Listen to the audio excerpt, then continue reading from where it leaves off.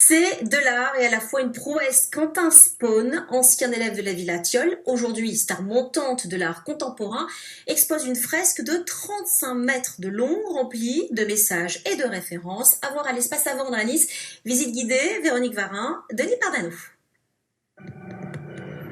Dans la tête de Quentin Spaun, il y a beaucoup de gens, beaucoup de choses, beaucoup de lieux. Pendant un an, il y a surtout eu beaucoup de tableaux de Peter Hartsen et Joachim Böckler, peintres flamands du XVIe siècle. Des artistes qui avaient bouleversé la norme en mettant la nature morte devant et l'allégorie religieuse au second plan, créant la confusion avec des sujets à égale intensité sur l'ensemble de la toile. Ces œuvres, Quentin Spaun les a mises au sens propre sans dessus-dessous pour les réinterpréter. Vous prenez des fruits, des légumes dans une opposition, ça peut devenir un masque, c'est dans l'arrière-plan peut devenir un paysage, de l'architecture. Et en gros, donc je me suis servi de ces tableaux comme un peu comme moteur. Et puis, en fait, à partir de ça, en fait, en gros, j'ai donc un monde a commencé à se créer.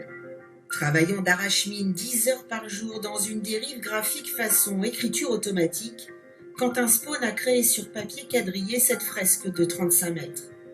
Collision visuelle entre l'inspiration d'origine et l'imaginaire de l'artiste qui raconte notre époque sans logique. Je crois que c'est vraiment allé un peu, on va dire, au fil du crayon, dans la mesure où déjà j'avais absolument aucun recul sur mon dessin, puisque moi je dessinais dans mon appartement et je voyais pas plus d'un mètre de dessin à chaque fois. Donc j'avançais petit à petit et alors je pourrais pas dire qu'il y avait vraiment la volonté de créer une histoire, ou en tout cas une histoire cohérente.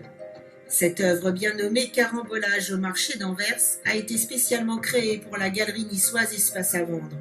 Elle y sera exposée jusqu'à fin mars avant de partir à Paris au Salon du dessin contemporain.